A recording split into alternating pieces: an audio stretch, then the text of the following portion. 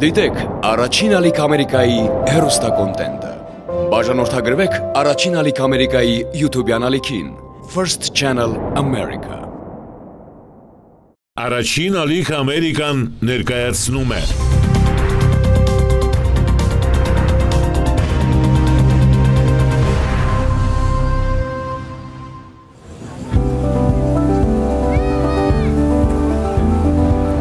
Ողջույն, առաջին ալիք Ամերիկայի եթերում հայրենակիցն է, որը ներկայացնում է իրական մարդկային պատմություններ, զուսպ, բայց միևնույն ժամանակ խորը, պարզ ու անկեղծ։ Մեր այսօրվա թողարկման մասնակիցը ապրել է Ամերիկայում, մի աշխարհում, որտեղ գրեթե ամեն ինչ հասանելի է, բացի մի բանից։ Այնտեղ դու չես կարող զգալ հայրենի հողիտ ուժն ու նախնիների զորությունը։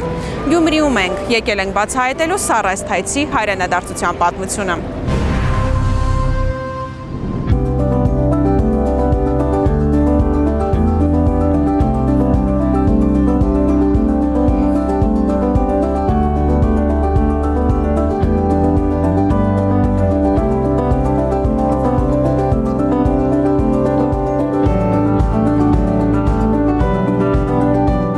Բարև ձեզ։ Բարև ձեզ, ինչպե՞ս եք։ Լավ եմ, դուք։ Լավ, շնորհակալություն։ Այսօր խոսելու ենք ամեն ինչի մասին ձեզ հետ կապված, եւ կյանքի, մասնագիտության, Հայաստան տեղափոխվելու որոշման եւ ձեր արմատների մասին, հուսամ դեմ չեք։ Չէ, շատ լավ կլինի, համոզված եմ։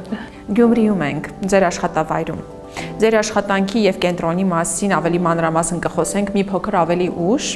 Այժմ առաջարկում եմ խոսենք ձեր որոշման մասին հայրենիք տեղափոխվելու։ 2018 թվականին Վաշինգտոնից տեղափոխվեցիք Հայաստան, ուղիղ Գյումրի կամավորության։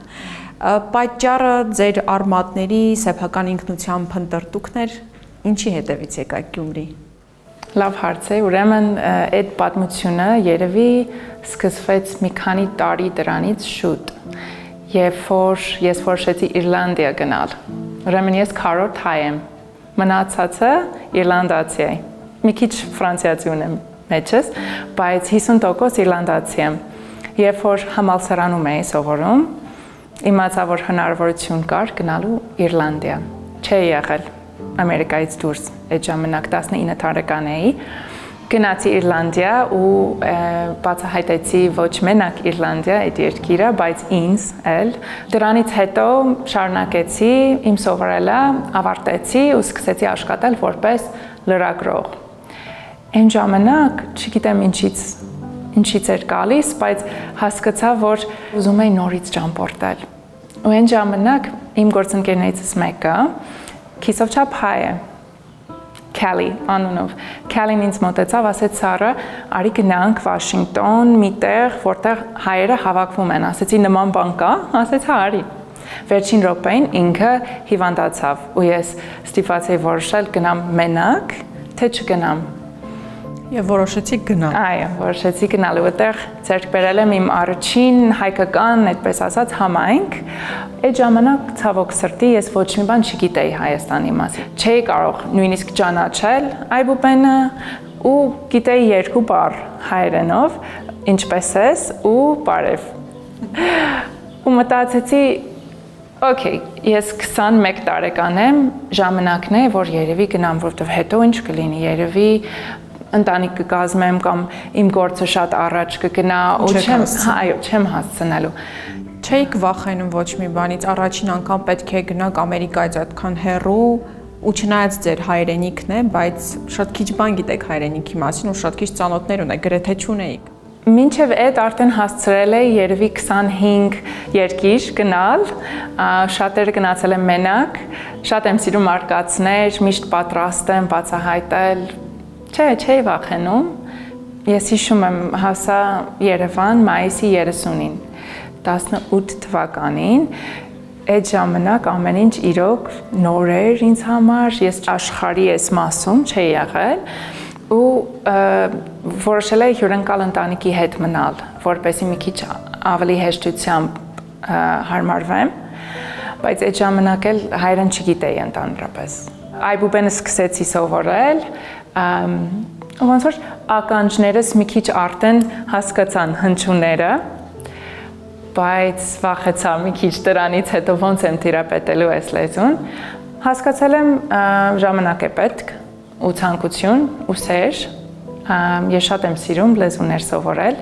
բայց հայերենը լրիվ ուրիշ էր, շատ հարուստ լեզու է, դեռ սովորում եմ ու շատ եմ սիրում։ Հայերենը ինչքան գեղեցիկ է, նույնքան էլ շատ բարդ է եւ շատ հետաքրքիր է, որ այսօր դուք բավականին հեշտ, վարժ, սահուն խոսում եք հայերեն։ Ինչպես ստացվեց, ինչպես հաջողեցիք, արդյոք դժվարություններ չէին առաջանում եւ ինչպես եք հաղթահարում այդ դժվարությունները։ Հա, դժվարություններ շատ են, միշտ խորհուրդ եմ տալիս մարդկանց, ովքեր գալիս են Հայաստան, ուզում են լավ սովորել, տիրապետել, շփվել տեղացիների հետ, խորհուրդ եմ տալիս, որ լավ ժամանակ անցկացրեն Երևանից դուրս, որովհետև ասենք Գյումրիում 7 տարի առաջ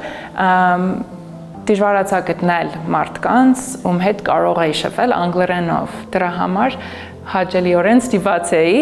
հայերեն սովորել, որպեսզի շփվեմ մարդկանց հետ։ Հնարավորություն ունեցա տեղացի կնոջ հետ մնալ, իր դուստրը գնացել էր Չինաստան սովորեցնելու անգլերեն ու ազատ սենյակ ուներ, մնացի հետը ու շատ շնորհակալ եմ Արմինեին, որովհետև ինքը շատ համբերատար, հոգետար ձևով է ինձ սովորեցրել հայերեն, մեկ էլ դասի եմ գնացել 2 անգամ շաբաթական, Հերմինեին էլ եմ շատ շնորհակալ, այս մարդկանց օգնությամբ եմ սովորել։ Սառա, խոսենք նաև ձեր էմոցիաների եւ ապրումների մասին։ Առաջին անգամ եկաք հայրենիք եւ առաջին անգամ տեսաք ձեր ժողովրդին։ Ինչ զգացիք այդ ժամանակ։ Այդ ժամանակ մի քիչ թխրեցի, քանի որ պապիկս երբեք չէր տեսել Հայաստանը, իմ մեծ պապիկը ու մեծ տատիկը ցեղասպանության ժամանակ Խարպետից փախան Անգլիա ու Անգլիայից Բոստոն։ Ու իմ պապիկը իրանց առաջին զավակն էր, որը ծնվել էր Ամերիկայում։ Երբեք չի տեսել Հայաստան, բայց մեծ պատիվ է ինձ համար, որ ես առաջինն եմ մեր սերունդի մեջ, որը այդ որոշումն է կատարել Հայաստանում ապրելու։ Քուրիկս արդեն եկել է որպես կամավոր, ծնողներս էլ են եկել որպես կամավորներ։ Իմ մյուս քուրիկը իր ամուսինը երեխաները եկել են Հայաստան ու փորձում են բոլորին բերել կամաց։ Որտեղ եք նրանց տարել, ինչի հետ եք ծանոթացրել Հայաստանում։ Մենք շատ տեղեր ենք գնացել, ես ինքը շատ եմ սիրում բացահայտել Հայաստան, տարել եմ իմ ընտանիքի անդամները Սևան, Դիլիջան, Թատև, հավանել են Հայաստան։ Հա, շատ։ Նրանք չեն ուզում հետևել ձեր օրինակին։ Քուրիկս երևի կմնա, տեսնենք, հա։ Իսկ ինչպես ընդունեցին ձեր ընտանիքի անդամները, երբ նրանց տեղեկացրիք, որ ուզում եք տեղափոխվեք Հայաստան նախ կամավորության, իսկ հետո արդեն որ իմացան հետ չեք գնում, մշտական բնակություն եք հաստատում Հայաստանում։ Ուրեմն ծնողներս միշտ ուզեցել են, որ ես լավ գործով զբաղվեմ ու իրանց համար այդ նշանակում է, որ ես մարդկանց կյանքի որակը բարելավեմ, որ օգնեմ մարդկանց։ Ուրեմն տեսան, որ դրանով եմ զբաղվում, ուրախացան։ Մեկ էլ ուզում են, որ իմ համայնքը լավ ու ամուր լինի, որ լավ մարդկանցով շրջապատված լինեմ, տեսան, որ լավ ընկերներ ունեմ, բարեկամներ, արդեն կարելի ասել հարազատներ, ուրախացան։ Հայաստանը հնարավորություն է տալիս ինձ այդ ավելի հեշտությամբ անելու, որ համայնք ստեղծեմ, որ բավարարված կամ իմ գործից։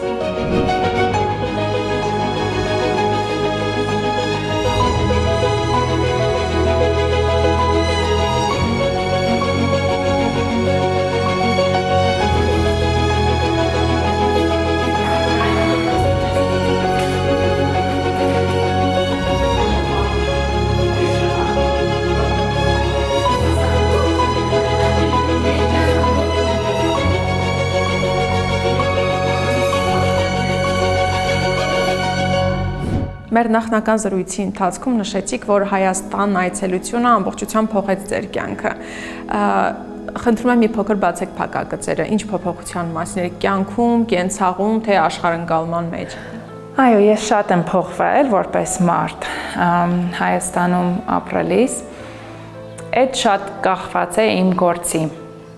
Ուրեմն երբ որ ես եկա որպես կամավոր Գյումրի, հնարավորություն ունեցա հենց Էմիլի Արեգակում, որտեղ մենք հիմա գտնվում ենք, այո, այստեղ լինել կամավոր ու հասկացա, որ իմ դերը կարող է լինի որպես պատկերացնում ենք որպես կամուրջ, մի ոտ կա Հայաստանում ու մյուս ոտ կա Ամերիկայում ու կարող եմ կապել այն մարդիկ, ովքեր ուզում են օգնել, այդ մարդկանց հետ ում պետք է այդ օգնությունը, որովհետև մենք լրիվ անվճար ենք տրամադրում մեր թերապիաներ երեխաներին, լրիվ դոնորների շնորհիվ ենք գործում։ Մեկ էլ ուզում եմ նշել, որ տեսա, այնքան շնորհակալ են այս երեխաները, ովքեր ստեղ են հաճախում, այնքան դժգոհ չեն, շատ գոհ են կյանքից ու շատ երախտապարտ են ու հասկացա, որ ես մեկ դժգոհ եմ անիմաստ պատճառներից, սկսել եմ գնահատել իմ կյանքը, իմ հնարավորությունները, Այսինքն երեխաները փոխեցին նաև ձեր աշխարհը։ Այո, երևի մարդիկ մտածում են, որ մենք որպես Էմիլի Արեգակի աշխատողները փոխում ենք երեխաների կյանքերը ու կա իհարկե ճշմարտություն դրա մեջ, բայց ավելի շատ իրանք մեզ են փոխում։ Այո, իրանք մեզ փոխում են շատ ու ոչ մենակ հաճելի է, բայց մեծ պատիվ է իրանց հետ աշխատելու։ 7 տարի է արդեն աշխատում եք այս կենտրոնում եւ կարծում եմ սա այլևս կամավորություն չէ։ Եվ քանի որ խոսեցինք ու նշեցինք կամավորությունը, նաեւ խոսենք առանձնահատկությունների մասին։ Կնշեք այն ամենակարևոր արժանինքները, որոնցով պետք է օժտված լինի կամավորը։ Իմ կարծիքով կամավորը միշտ պիտի պատրաստ լինի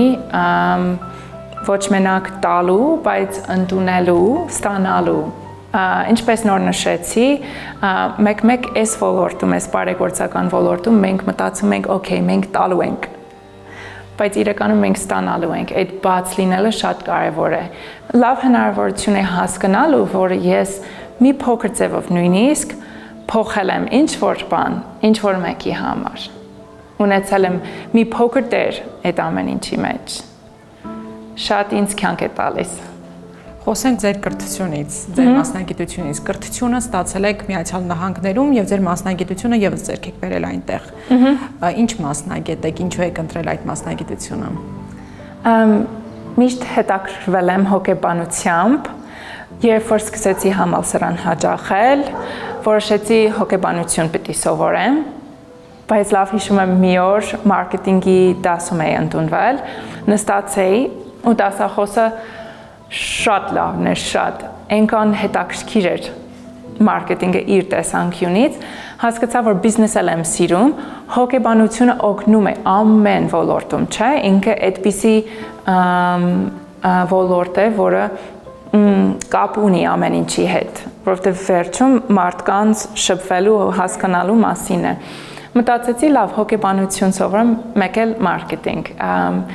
համատեղ եմ սովորել։ Բայց աշխատեցիք որպես լրագրող։ Այո, որովհետև սիրում եմ գրել, սիրում եմ մարդկանց հետ շփվել։ Այո, այդ երեք ոլորտը ինձ համար շատ հետաքրքիր են ու դեռ շարունակում եմ հետաքրքրվել բոլորով։ Ես Հայաստանում գրում եմ EVN Report-ի համար, գրել եմ մի քանի հոդված, մեկ էլ Armenian Weekly թերթ կա, Ամերիկայում ու գրում եմ իրանց համար էլ։ Իսկ հայերեն փորձել եք գրել։ Հայերենով փորձել եմ գրել, բանաստեղծություն փոքր։ Նույնիսկ բանաստեղծություն։ Այո, ու նամակներ եմ ուղարկում իմ գործընկերներին իհարկե, հայերեն եմ գրում, բայց չեմ գրել լիովին հոդված։ Հրապարակման համար որևէ նյութ չեք գրել։ Չէ, մի օր երևի նպատակ եմ դրել։ Կսպասենք ձեր հոդվածին։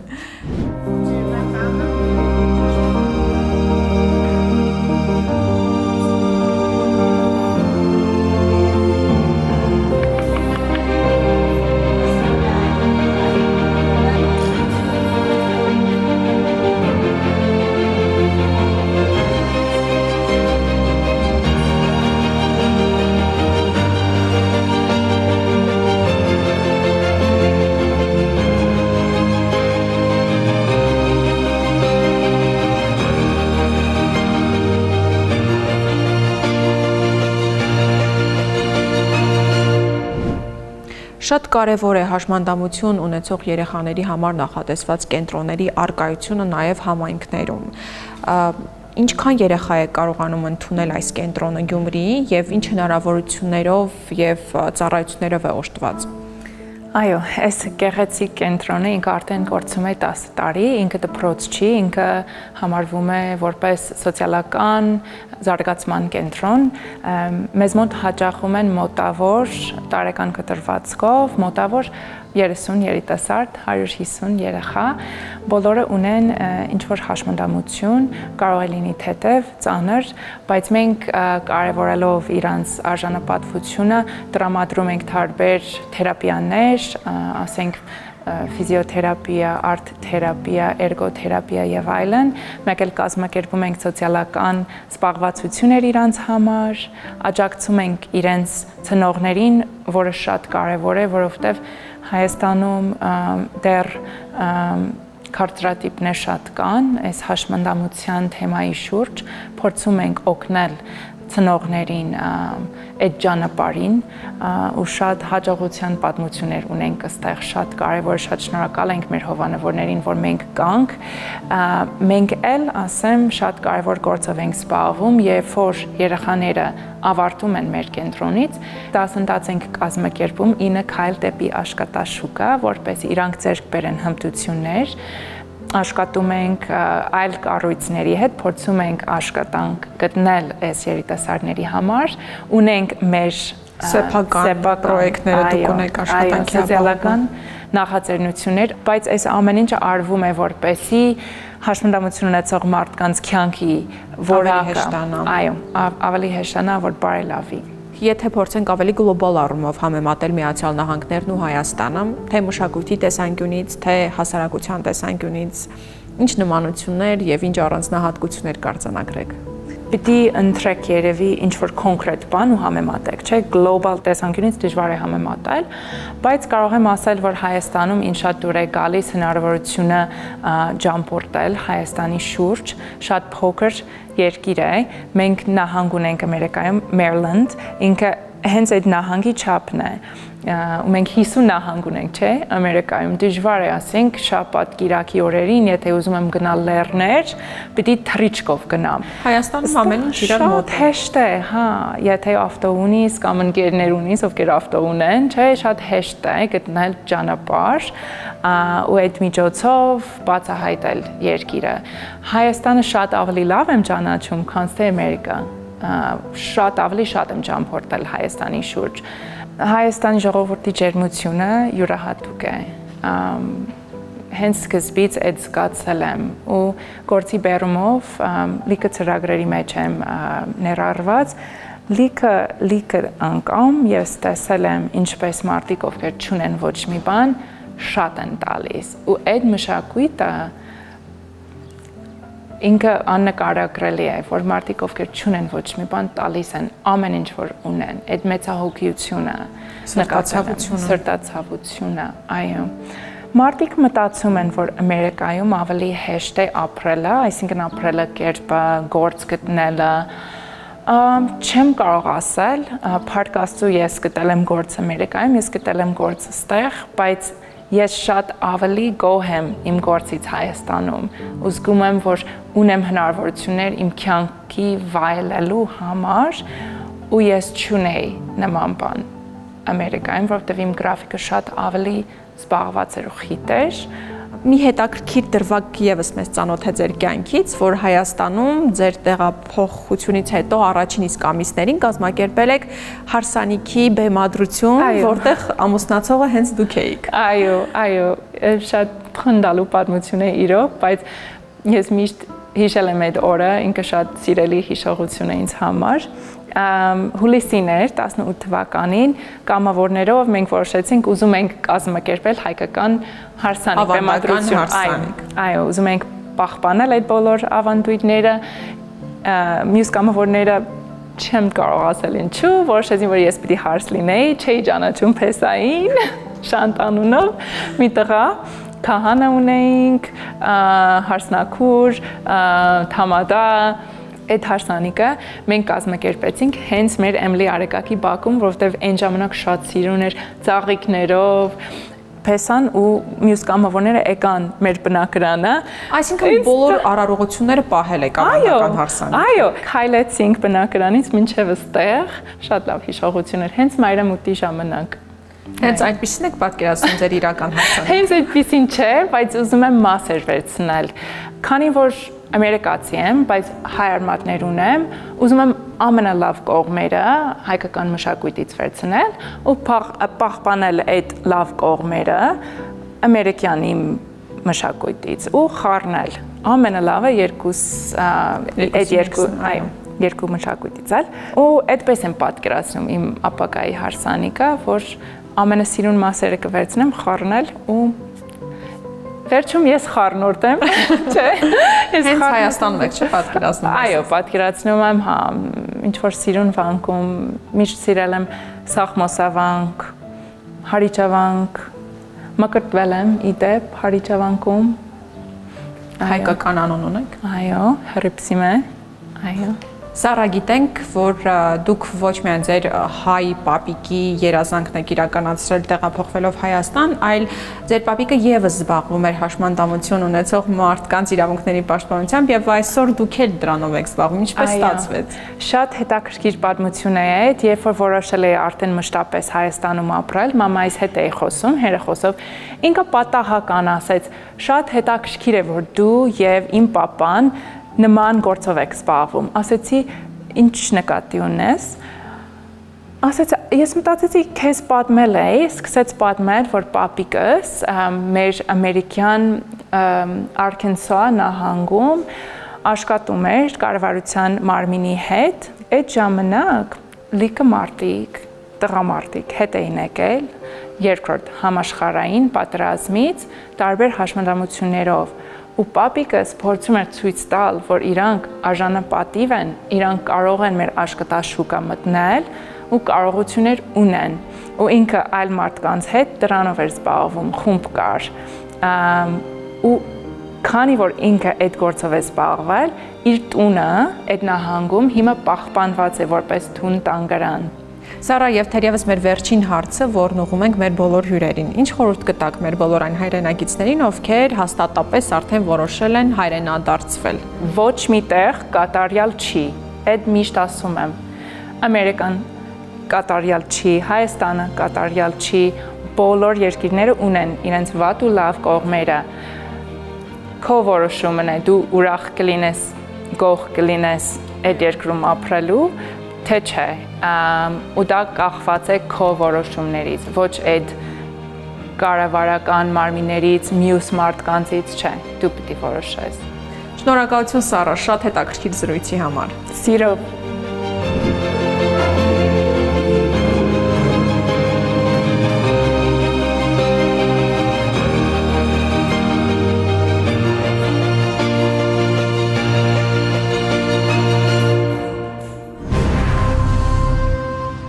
Սառան եկավ, հաստատվեց հայրենիքում եւ այն անվանեց հայրենի տուն։ Հոգով հայ մնալը մի բան է, իսկ հայկական հողի վրա ապրելը, ամեն օր այդ հողի վրա արթնանալը, հայկական հողի բերկրանքն ու էներգիան ստանալը միանգամայն այլ։